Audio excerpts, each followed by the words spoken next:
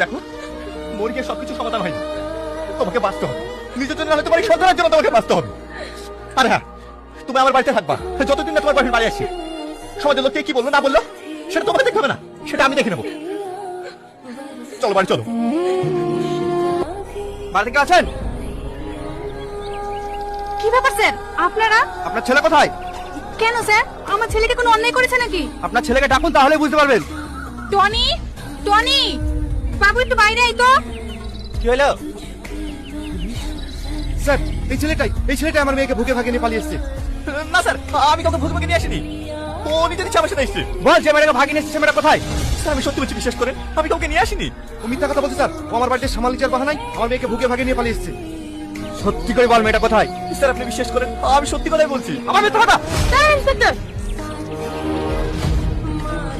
খবরদার ওর গায়ে হাত দিন। আপনি কোন অপরাধে ওর গায়ে হাত দিচ্ছেন?